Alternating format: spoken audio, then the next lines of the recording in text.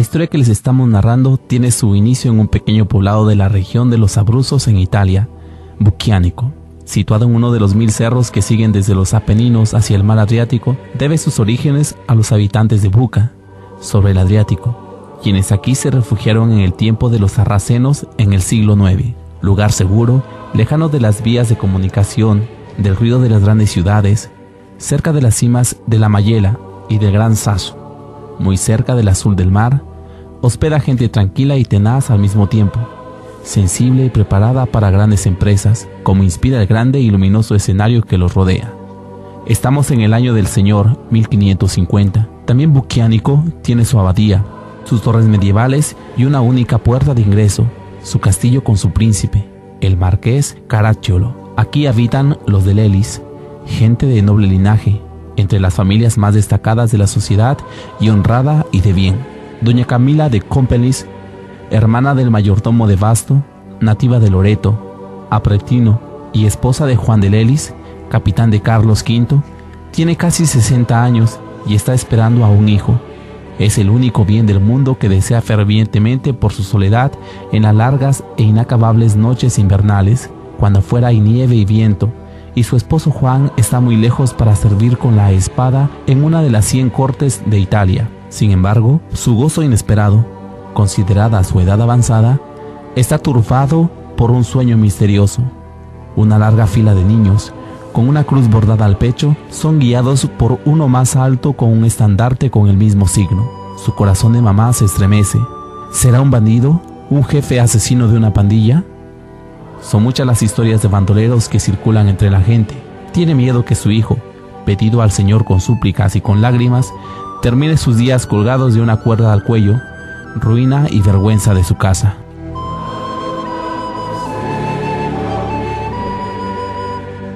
El 25 de mayo de 1550 nace Camilo en un establo como Jesús y San Francisco de Asís. Así lo quiere doña Camila para pedir la ayuda del cielo sobre su pequeña criatura que se había hecho preceder por el sueño extraño. En la iglesia de la abadía de San Urbano, clero y pueblo están en el momento de la consagración de la misa solemne. En la plaza, las tropas comandadas por el capitán Juan de Lelis están listas para repetir la representación histórica que conmemora las victorias y paces con la cercana y rival ciudad de Chieti, logradas gracias a la ayuda del santo patrono San Urbano I, papa y mártir. Así narra, y todavía lo hace hasta ahora, la tradición popular. Juan de Lelis está loco de alegría.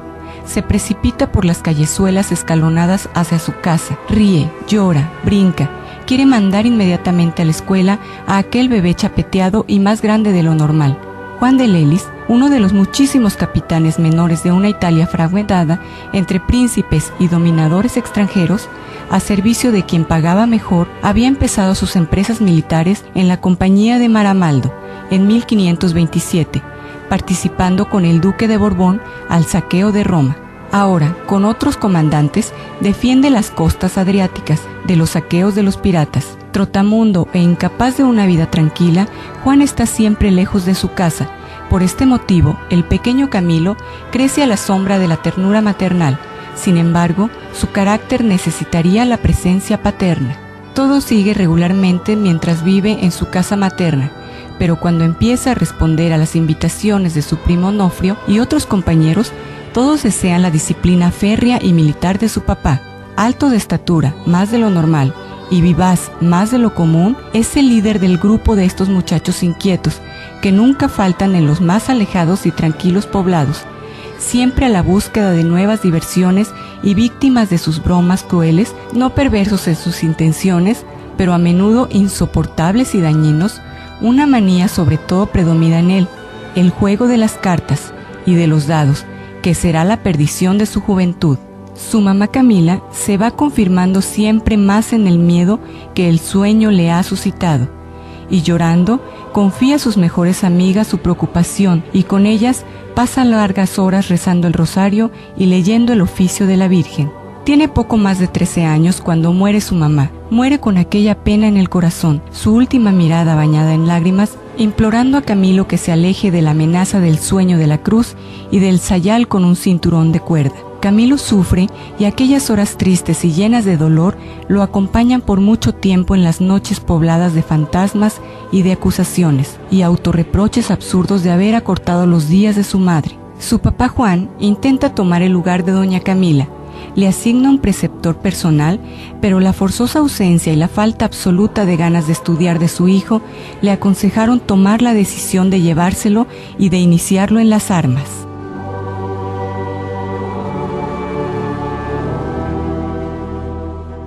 Juan tiene apenas el tiempo para lanzarlo en la profesión de soldado de aventura. Se enferma y muere en San Elpidio del Mar. Tiene 70 años. Camilo finalmente continúa la tradición de familia. Pasa de un dueño a otro, siempre en empresas arriesgadas. Combate también contra los turcos en la toma del fuerte de Berbeñi, donde las fuerzas venecianas con quienes militaba, una vez dueñas del campo de batalla, se dejan llevar por actos de canibalismo sobre los cadáveres. Camilo, horrorizado, en vez de participar en el banquete bestial de los colegas, prefiere padecer hambre y comer hierbas y raíces. Las cartas y los dados se transforman en una pasión difícil de dominar. Es el típico soldado de aventura de los años 500, grande y musculoso, violento. Se juega la vida para después apostar dinero en las tabernas sobre mesas que huelen a vino o en los campamentos sobre los tambores. Pasión violenta y cegadora. En Sara desafía a duelo a Evangelista de Roca de Papa. Los detiene a tiempo el sargento mayor que amenaza con darle muerte al ganador. En Nápoles se juega todo: la espada, los frascos de la pólvora, el chaleco y hasta la camisa que se quita y entrega al ganador en la vía pública. No es malo, es solo un joven de su tiempo, violento y religioso, sentimental y casi supersticioso. En los momentos de peligro invoca a Dios y le promete grandes cosas. Así, el 28 de octubre de 1574, en una galera española de regreso a Nápoles de Palermo, tambaleada por la tempestad, repite por segunda vez el voto de vestir el sayal franciscano, si es que se pudiera salvar de la muerte. Una vez desembarcado, sin embargo, olvida peligro y voto y retoma su vagar en la búsqueda desesperada de un golpe de suerte en el juego de dados y cartas. Alto casi 2 metros y fuerte como un roble, se siente minado a la base. Una llaga misteriosa en el empeine del pie derecho empieza con vesícula en el izquierdo. Un poquito de suero y después desaparece. Pasa un tiempo y se presenta en el derecho y nunca desaparecerá. Se convertirá en una lesión profunda y purulenta. Será la ocasión que determinará su rumbo y su rol en la vida. Intenta remediar. En Roma, en el hospital del Santo Santiago de los Incurables, hacen milagros. Así dice la gente. Y él, el 7 de mayo de 1571, se hace hospitalizar. Pasan pocas semanas y Camilo se sana. Debe solo hacer un poco de convalecencia y aceptar colaborar con los gastos trabajando como enfermero. Pobres de los enfermos. Está siempre en el puerto de Roma, a orillas del río Tíber, con los barqueros. En la noche se baja de las ventanas del hospital para alcanzarlos y jugar naipes y cartas. Un día le descubren bajo la almohada las cartas y los dados y lo despiden inmediatamente. Roma está viviendo las antiguas glorias.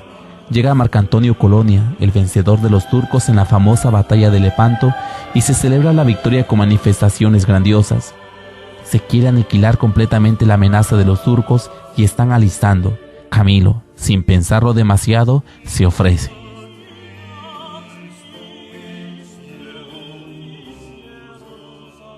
En el invierno, las compañías se desintegran. No hay posibilidad de alojamiento y los mercenarios vuelven a su casa si tienen, o mendigan o roban. Camilo se encuentra en la necesidad de pedir limosna. Es el 30 de noviembre de 1574, una fecha que nunca olvidará. Ruborizado por la vergüenza, con el sombrero en la mano, se pone afuera del templo de Santo Domingo de Manfredonia, un pueblo a orillas del mar Adriático. La gente lo observa con detenimiento. Él es muy alto y robusto. Podría trabajar. Antonio Nicastri, detrás de los harapos y las peticiones de limosna para combatir el hambre, se da cuenta del drama de un joven, víctima de su exuberancia juvenil y de su deseo de hacerlo todo por su cuenta. Lo invita a presentarse al convento de los capuchinos, donde en cambio de un honesto trabajo podrá recibir pan y un techo. Camilo lucha contra sí mismo y con el amigo Tiberio de Siena, quien quiere ir a otro pueblo. Finalmente las mordidas del hambre y el frío ganan y regresa, razonando entre sí: tal vez el Señor me ha puesto enfrente esta construcción de los capuchinos para mi bien y para satisfacer la obligación del voto. Lo acoge el padre Francisco de Módica, quien le encarga a Camilo 2 burros para el transporte de piedras, cal y agua a los albañiles. Comienza con pocas ganas el nuevo trabajo. Más de una vez siente la tentación de matar los asnos y huir. Todavía guarda las cartas y también hace algún partido cuando se le presenta la ocasión. Empieza a preocuparse por el mañana, y el escudo que recibe cada mes es un sueldo demasiado pequeño para poder hacer proyectos. Los vestidos le caen en pedazos y el frío es siempre más fuerte. Los buenos religiosos le ofrecen paño para abrigarse. Camilo rechaza el ofrecimiento con desdén. No quiere usar un paño usado normalmente para hacer sayales. 1 de febrero de 1575, Camilo, con asno y canastos llenos de mercancías, viaja a otro convento, el de San Juan Redondo. Debe regresar al día siguiente con un vino que produce el convento. Por la tarde lo recibe el guardián, Padre Ángel. Descarga la mercancía, come y sale en la huerta con el religioso, y bajo los cultivos de las parras el hombre de Dios, quien en otras ocasiones se ha ya encontrado con Camilo. Le habla de Dios de manera llana y convencida. Dios lo es todo lo demás es nada. Salvar el alma, que no muere, es el único compromiso para quien, como el hombre, vive una vida breve y suspendida, y continúa amonestándolo a resistir las tentaciones de las pasiones. Camilo no contesta nada, pero su corazón está conmovido y pasa la noche sin dormir. El gigante, testarudo y orgulloso, bajo el influjo de la gracia, empieza a desmoronarse.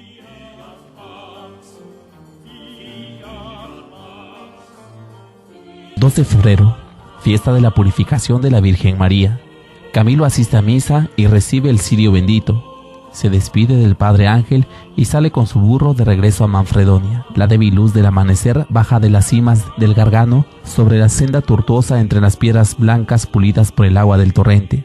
La tradición dice que muchos años antes el arcángel Miguel había tenido una lucha muy dura con el diablo allí mismo, en el valle.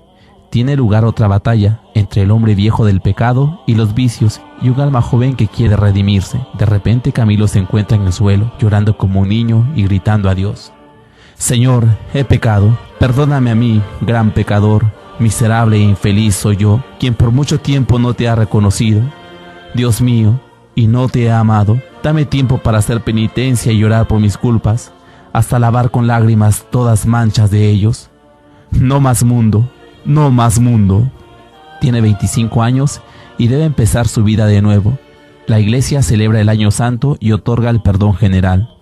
En Manfredonia nadie quiere creer en su conversión, pero esta es la realidad. Comienza a comulgar semanalmente, como está permitido a los religiosos, y comienza a reconstruir su vida nueva sobre las huellas de Francisco de Asís. Viste el hábito y le dan el nombre de Fray Cristóbal. Todos quedan asombrados del cambio y le apodan Fray Humilde. La paz y el gozo, tan intensos, no duran mucho. El roce del paño burdo sobre la carne desnuda reabre y empeora la vieja y misteriosa llaga del empeine del pie derecho. Es el fin. Después de un primer intento en el Hospital del Santo Santiago en Roma y el regreso al noviciado de los capuchinos, debe dejar definitivamente el convento. Deja el noviciado con la muerte en el corazón, dirigiéndose, es ya la tercera vez, al Hospital Santo Santiago en Roma. A mediados de octubre de 1579, está de nuevo en Roma, y esta vez para siempre. Entra como peregrino a la ciudad eterna y se confunde entre la confusión de caballeros y príncipes con sus cortesanos y peregrinos que rezan los salmos. Es la tercera vez que entra al hospital. Regresa con el pasado que le pesa y lo hace sufrir, y con el presente incierto y amargo, casi como si Dios lo quisiera probar, no permitiéndole encontrar la paz y serenidad anheladas por su alma sedienta solo de él. Entra con la esperanza de encontrar a alguien que necesite sus cuidados, tal como había sucedido en su segunda hospitalización.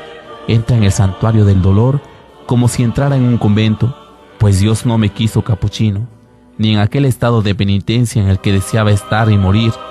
Es señal de que Él me quiere aquí, al servicio de estos pobres enfermos, y se lanza con ahínco en la empresa, dispuesto a vivirlo todo y solo por los demás.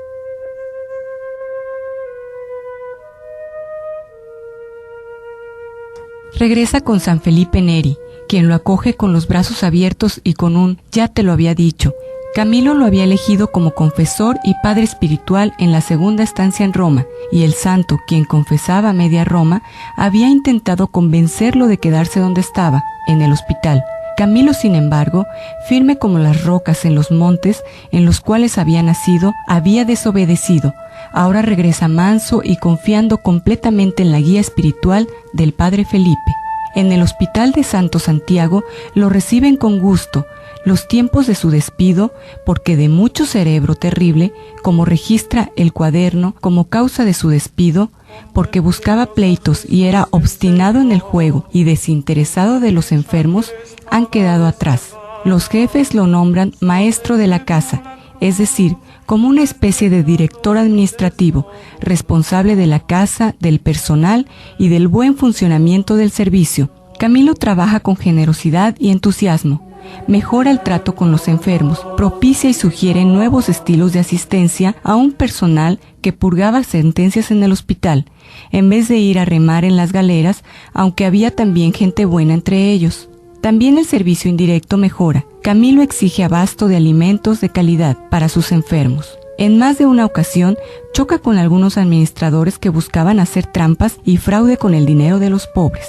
Una noche cerca de la fiesta de la Asunción de la Virgen, 15 de agosto de 1582, Camilo está de guardia con sus enfermos en el pabellón. Se da cuenta de que es imposible hacer que este personal dé más de sí y que sus pobres enfermos, torturados por el sufrimiento y el calor asfixiante del verano, necesitan más.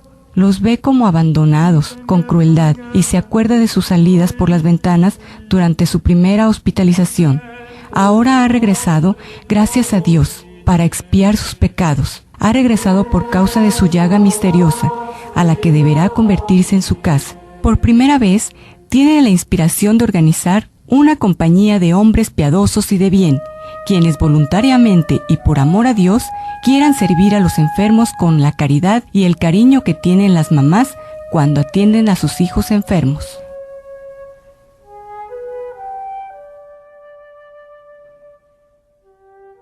Cuatro seglares: Bernardino Norchino, Curcio Lodi, Lodovico Altovelli y Benigno Lauri, y un sacerdote, Francisco Profeta, capellán del hospital, aceptan su programa.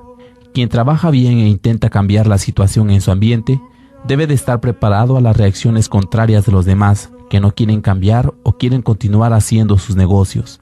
También para Camilo se prepara la tormenta de todos lados. Los dirigentes del hospital, sus colegas y hasta San Felipe Neri lo atacan y lo humillan. Este último lo rechaza de entre sus penitentes y lo envía con otro padre del oratorio, el padre Talpa. Desanimado y cansado, Camilo está a punto de renunciar, cuando una noche, es la segunda vez, el crucifijo se anima, desprende los brazos y le habla. ¿De qué te afliges, cobarde?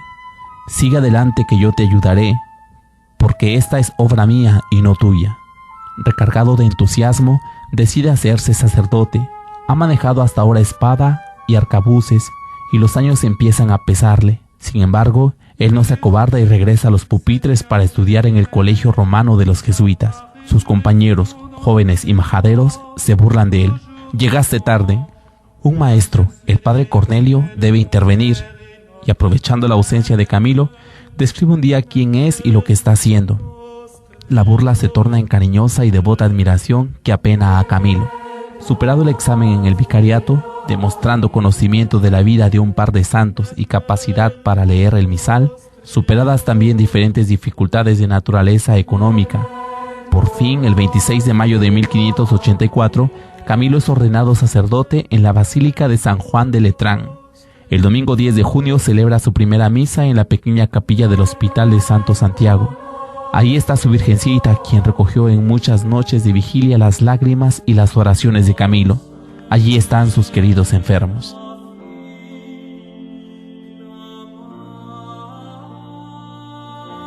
La maldad del hombre puede llegar a ser grande y asustar. Voces malignas insinuaban que Camilo y sus compañeros querían adueñarse de la administración del hospital. Lo llaman a cuentas y lo regañan, lo amonestan y le mandan que cierre de inmediato el oratorio, donde tenía sus reuniones, la que llaman su compañía de burla, y que vuelva a servir a los enfermos en la oscuridad y simplicidad. Camilo obedece, pero llegado a su lugar de oración, se da cuenta de que ya lo han desmantelado y han tirado al suelo el gran crucifijo que desde hacía tiempo acompañaba a Camilo. Es demasiado. Camilo se da cuenta de que ha llegado la hora de dejar el Santo Santiago y buscar otro lugar para realizar sus proyectos. También porque se ven multiplicadas las peticiones por parte de aspirantes que quieren compartir su ilusión. El 1 de septiembre de 1584, Camilo deja el cargo de mayordomo, a pesar de que continúa la asistencia diurna a los enfermos. Algunos días después, a mediodía, cuando las calles están llenas de gente, sale de Santo Santiago con su crucifijo, recorre las calles, sale de la puerta de la ciudad y se establece en la pequeña iglesia de la Virgencita de los Milagros, a orillas del río Tíber, húmeda y decadente, pero llena de espiritualidad y caridad. Aquí se establece con sus compañeros, a los que impone el hábito el 8 de septiembre, fiesta de la Natividad de la Virgen. El tiempo pasa y se convierte en historia. También para la compañía del Padre Camilo, de la Virgen de los Milagros, pasa a la calle de las tiendas oscuras. El grupo se hace más numeroso y su caridad angelical se convierte en el más poderoso medio de propaganda. Es hora de pedir y recibir la aprobación oficial de la Iglesia, que llega el 18 de marzo de 1586 con el Papa Sixto V. De ahora en adelante se llamarán ministros de los enfermos, es decir, servidores, y para ellos pide y logra como signo distintivo una cruz roja de paño cosida en el pecho del hábito. Es la misma cruz misteriosa que doña Camila había soñado antes que Camilo naciera. El 29 de junio de 1586, fiesta de los apóstoles Pedro y Pablo, Camilo presenta oficialmente al mundo su nueva congregación. Él y 8 compañeros suyos, con la cruz roja en el hábito y con capa, van a la tumba del príncipe de los apóstoles para entregar y consagrar el mensaje de amor y caridad simbolizados en aquella cruz.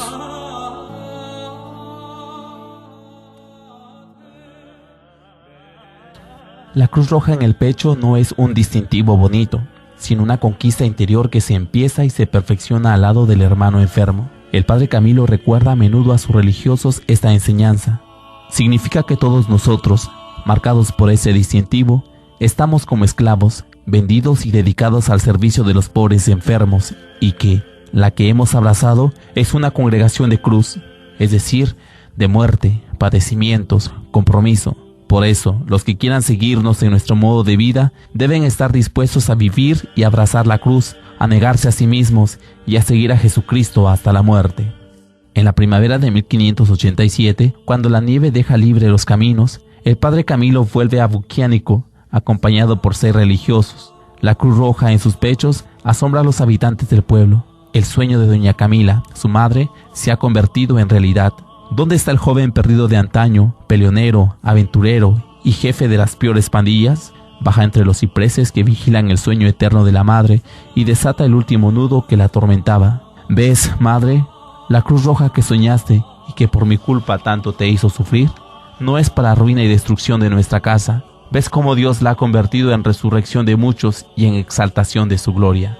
Camilo ama mucho a su tierra y regresa a menudo. Allí no hay hospital y, a pesar de esto, en 1594 establece un convento y deja una comunidad religiosa para la asistencia espiritual y la instrucción religiosa de sus paisanos regados por su ancha campiña. Dios le concede favores que parecen milagros. Algunos son llamativos y merecen conservarse para la posteridad. Hay una hambruna que azota al pueblo y una pequeña huerta de habas del convento da de comer a todos y aún sobra. Falta un material raro para construir un pozo en el convento y, gracias a la inspiración del padre Camilo, lo encuentran con facilidad, a pesar de que no haya cimientos en aquella zona. Nápoles, Milán, Génova, Florencia, Bolonia, Mantua, Ferrara, Messina, Palermo, Viterbo y donde quiera que sea posible. Camilo establece comunidades de sus religiosos, asumiendo el servicio completo de los enfermos, de un extremo al otro de la península italiana, con viento, lluvia, nieve, sol, a pie, a caballo o en diligencia. Él está continuamente de viaje para animar la voluntad generosa de sus jóvenes religiosos, para prepararlos cuando él ya no esté entre ellos.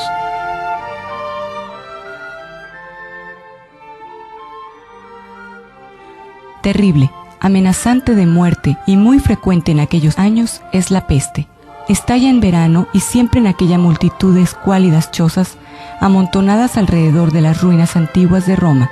Carestía y sequía, falta de las más elementales medidas de prevención y de higiene, favorecen la expansión de los microscópicos enemigos de la vida. Donde quiera y siempre que es posible, los ministros de los enfermos están presentes. El cuarto voto de su regla los compromete al servicio de los enfermos, aún en caso de peste. La Iglesia está por conceder a la congregación la profesión religiosa solemne, pero hay dudas y perplejidades. Estamos en agosto de 1590 y las antiguas ruinas se llenan de muerte y de desesperación. Camilo se lanza en alma y cuerpo a aliviar los sufrimientos. Se queda solo con sus religiosos a enfrentar la situación. Es el bautismo de sangre de la congregación. La Cruz Roja sale aún más roja por la sangre de muchos muertos en nombre de la caridad y del amor.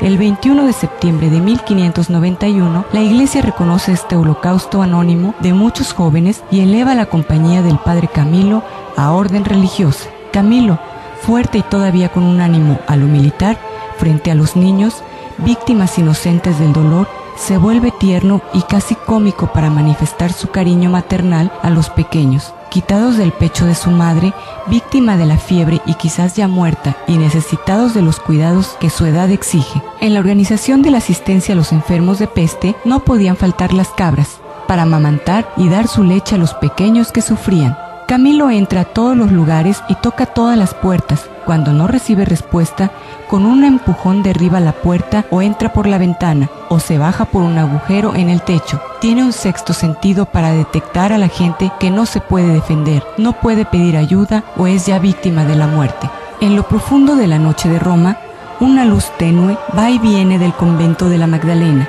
la casa de Camilo y su cuartel general. Una llama de amor que va a llevar luz y calor a quien no espera nada más de los hombres y de la vida, y maldice el día de su nacimiento.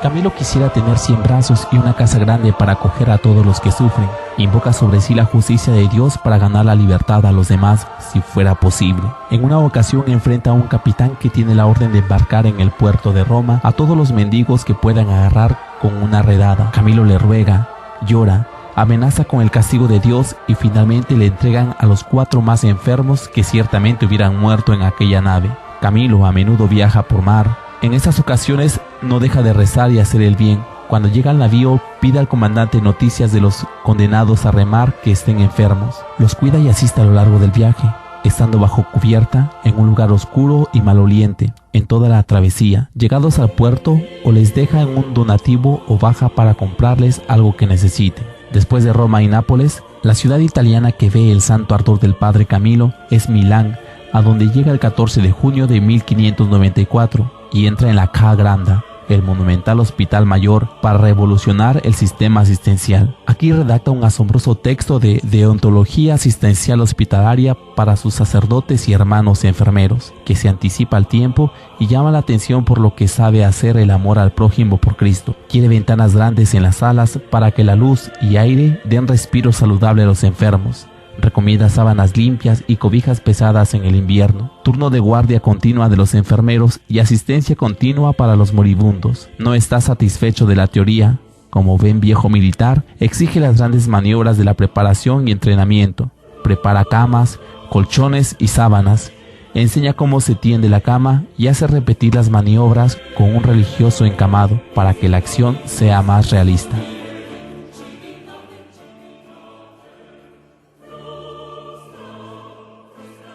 Vuelve también a los campos de batalla, pero con su cruz roja para llevar vida y salvación a los soldados heridos.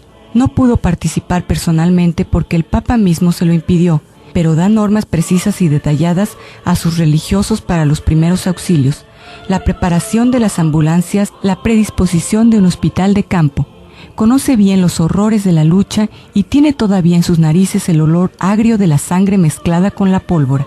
La primera ocasión se presenta en junio de 1595, con la expedición contra los turcos en Hungría.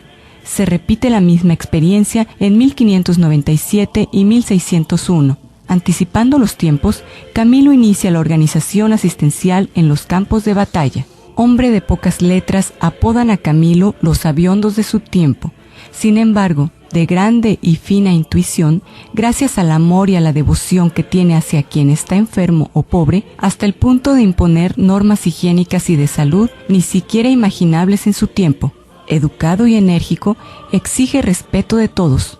Un día estaba regresando con un enfermo entre brazos y cerca del puente San Ángel se encuentra con una mujer que está barriendo la basura de su casa a la calle. Camilo se para y desde lejos le ruega: «Mujer, por favor, espera un momento.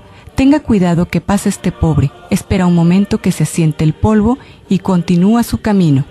Camilo, en donde quiera que encuentre enfermos, se los echa a cuestas y los lleva al hospital. Una vez estaba acompañando a 3 o 4 de ellos, pero a mitad del camino uno se desmayó y se cayó, incapaz de seguir adelante. Pasa una carroza de señores notables, los para y suplica que lleven con ellos al enfermo. Conmovidos, bajan y le dan toda la carroza a su disposición.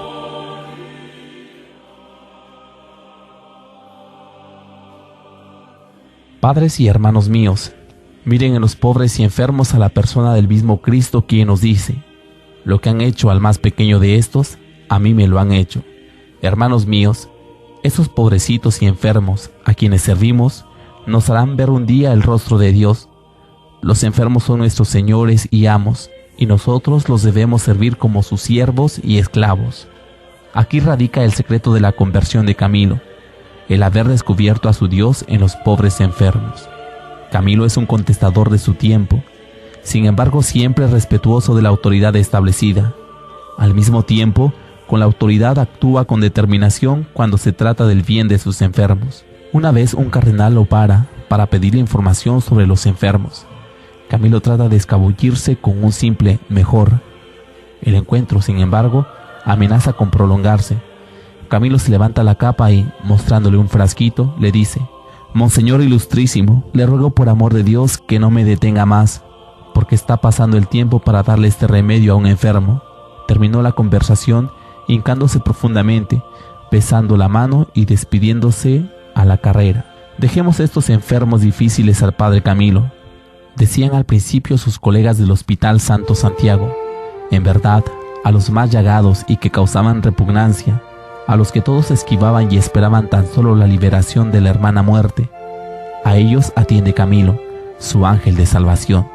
Cuando no hay humanamente nada que hacer, él le dirige una sonrisa calma y luminosa, la misma que había aprendido de su madre anciana y ahora ausente.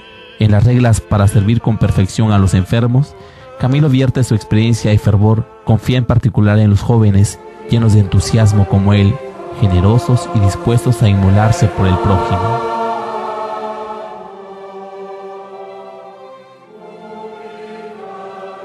En el Hospital Santo Espíritu está la escuela de formación para sus ministros de los enfermos. Se halla más allá del río Tíber, cerca del castillo San Ángel. Allí los lleva por la mañana temprano hasta mediodía, vuelve por la tarde hasta el toque del Ave María. En todas las estaciones, invierno o verano, con el sol o bajo el diluvio, un día a mediados de agosto, caminando bajo el candente sol, se da cuenta que un aspirante muy joven busca su gigantesca sombra para protegerse de los rayos. Camilo levanta el borde de su capa y por lo que resta del camino lo protege del sol. En la noche de Navidad de 1598, el río Tíber rompe las vallas e invade Roma, arrastrando personas y cosas. Camilo desde hace algunos días está observando con preocupación el nivel de las aguas que va subiendo. Sin esperar, empieza a trasladar a los enfermos de la Sala Sixtina. Son 300. Quedan todavía muchos cuando el agua fría entra al hospital.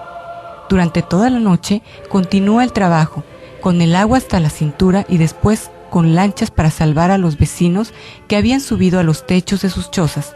La llaga de su pie derecho se ha extendido a toda la pierna, le sangra y le provoca un dolor muy fuerte.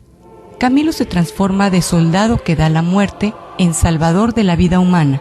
Él tiene una balanza en su mente. Sí, mató en guerra, mató por un sueldo. Ahora siente que nunca podrá pagar completamente esta pena. Ahora ve en cada hermano al mismo Cristo. Lo ha descubierto tarde. Y no encuentra paz hasta que lave la sangre de su Dios que él ha derramado sacrílegamente en la tierra con su mano asesina y golpeando hermanos anónimos y nunca conocidos. Tiene un ánimo sensible, le quedó la huella franciscana de sus primeros años, después de su regreso a Dios, como el santo de Asís. Ama a los animales porque son criaturas de Dios. Una vez, viajando de Roma a Bucchianico, encontró un corderito perdido en los montes, lo recoge y alcanzando a los pastores se lo entrega. Otra vez, no encontrando al dueño, lo lleva a su tierra y se lo entrega a un amigo. No tolera que se maltrate a los animales, sean burros o gatos.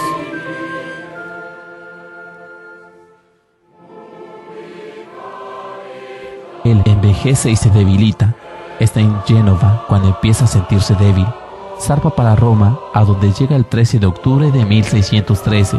Pasa algunos días encamado, retoma su servicio al lado de los enfermos del Santo Espíritu, pero su físico no aguanta ya. Vuelve por última vez al hospital para despedirse de sus enfermos. Le entregan la llave de su humilde habitación que usó por muchos años. Esta llave es prenda de su compromiso por ellos, sus señores y amos. Cuando las campanas de Roma tocan el Ave María de la noche del 14 de julio de 1614, Camilo está muriendo. Lo rodean sus ministros de los enfermos, rezan por él. El cardenal Gignasi le lleva el viático y la bendición del Papa. Entra en agonía y un sacerdote de los suyos le susurra: Jesucristo te muestre su rostro. Camilo muere a las 9:30 de la noche del lunes 14 de julio de 1614. Tiene 64 años, 40 pasados al servicio de los enfermos. El mensaje de amor y caridad de Camilo no ha muerto y todavía brilla y alumbra nuestras tinieblas. En un mundo en el que prevalece la ley de la jungla, queda su testimonio de amor hacia cada hermano, amado y servido como si fuera la persona misma de Cristo. Queda su vida y lección que los principios que deben regir la convivencia humana deben ser los de la comprensión y tolerancia recíprocos, y no los de la violencia. Sangre llama sangre, amor llama amor. Los problemas del mundo de la salud se resuelven con un estilo de humanidad y fraternidad universal.